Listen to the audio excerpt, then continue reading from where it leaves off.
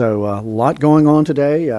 Pete Katowski, the IIC investigator in charge, is leading a multidisciplinary team with expertise in highway, rail, hazardous materials, survival factors, crash dynamics, vehicle recorders.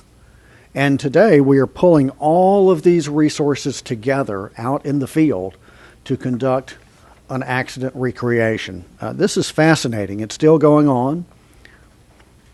And really what we want to do, the purpose of the recreation, is to find out at what point the train may have been visible from the truck, and conversely, at what point the truck may have been visible to the train crew. And this is, of course, when we find that point where the truck may have been visible from the train, or vice versa, the train visible from the truck. That, of course, is the maximum point. It's not necessarily the point that they did see each other, but that's a good starting place for us to see out what, in the best circumstances, what would have been that point. So to do this, we've taken a train, 2 locomotives, 2 CSX locomotives, like those that were involved in the accident on Tuesday. We've positioned the locomotives right at that grade crossing, right where the accident occurred, and we positioned in place an exemplar truck, one just like the one, basically just like the one that was used, that was involved in the accident. We said yesterday that the first impact, that the train impacted the right rear axle of the truck. And we know right where that impact occurred on the train, because on the locomotives, because we can see the witness marks on the locomotive. So we've positioned these two right in position, right where they were at the impact. And I'm happy to say that we will be tweeting a photo of that this afternoon, hopefully very shortly.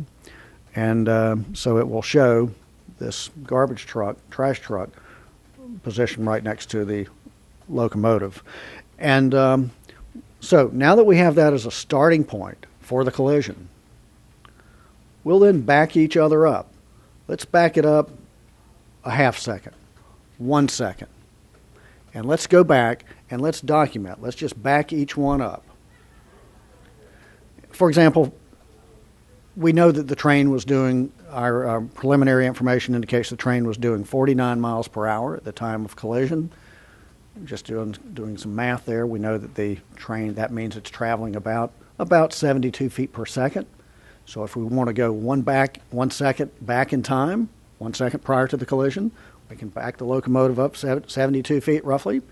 And we also know we can look at the video that we have, very good video, forward-facing cameras on the locomotive from the accident, and we can see just where that truck was 1 second prior to the collision. So this will give us a very precise time-distance motion study, and the purpose is to establish a time history to fill in the blanks of what happened. Interestingly, the demonstration truck driver is wearing a helmet-mounted camera, and we have cameras in the locomotive as well. So I am pleased that we're doing that today, and that we will be tweeting out photos as well. We've got to do that today because once those tracks open up, it's going to be hard to do things like that. So we felt an urgency to get out there and do it today.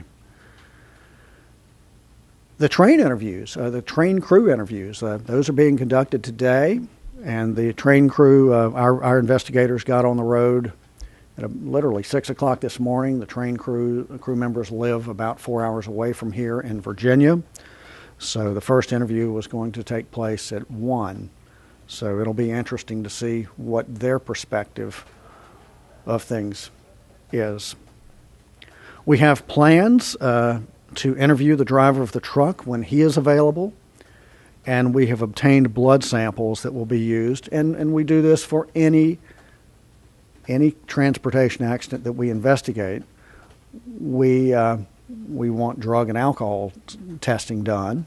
That's standard, that's routine. We do that for any and all accidents that we're involved in. So we've obtained blood samples from the truck driver. General train information. The train was traveling from Albany, New York to Waycross, Georgia. The preliminary inspection of the damaged track indicates that the lead axle of the lead car was the first to derail. So you've got the two locomotives. They were in front. They did not derail. And then you've got the lead car after that, and that's the lead axle of the lead locomotive is what derailed.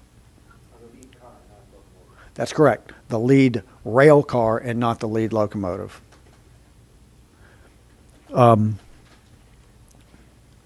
Moving forward, a lot of work still to be done.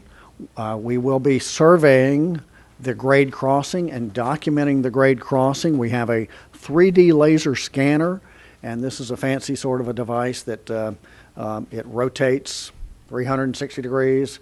It sends out a laser signal at objects, reflects it back, and this allows for very precise measurements of any scenes and vehicles that may be photographed. And it allows great opportunities after we leave here to go back and say, what was the distance from that stop sign to that post? Things that we may not have captured while we're here. So it preserves that evidence and gives us the ability to take very precise measurements. We are also continuing the assessment of the damage surrounding structures. And I mentioned yesterday the video that people have taken from cell phones and other means.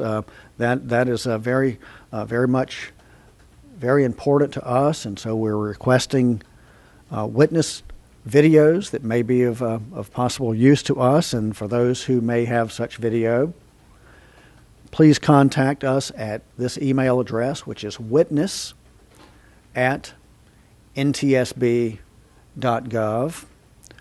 Again, witness@ntsb.gov. This will be our last press conference here in Baltimore County, but future press briefings will be future press information will be released out of our Washington, D.C. headquarters, out of our Office of Public Affairs.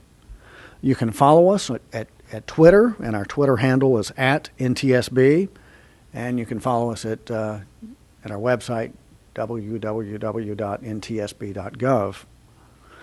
I do want to emphasize that just because this is our last press briefing here on scene, this is by no means the conclusion of the investigation. In fact, we are just in the beginning stages of the investigation. But this is when. But this will be our last on-scene press conference. The investigators will be here for another few days, and then they'll start returning to headquarters. And the plan is that they want to have in hand either everything that they need, or having a concrete plan for getting that information once they leave here. So that's the plan. Again, we're here. Our objective is to find out what happened so that we can keep it from happening again. And I'd be glad to answer any questions that you may have. Yes, sir. Yesterday you mentioned that you were going to get cell phone records as a matter of routine. Have they been collected, and do they reveal anything? The question is, yes, we do. Do we obtain cell phone records? And yes, we do. And the answer to that is they have not been obtained yet, but they will. And as I've said many times before, we are here on scene to collect the perishable evidence, the information that can go away with the passage of time, like getting out and doing the accident recreation today while the tracks are still closed. But we can go back in 2 weeks or 2 months and get the cell phone records. Those aren't going to change. But right now, our priorities are to get that information that will go away. So we will get the cell phone records. We will. Has your agency or any other federal agency contacted Maryland State Police requesting a review of Mr. Alban's company or companies or any records related to Mr. Alban's motor vehicle history? Do we have the records of the driver of the truck's driving history? And that's another example of something that we can get down the road.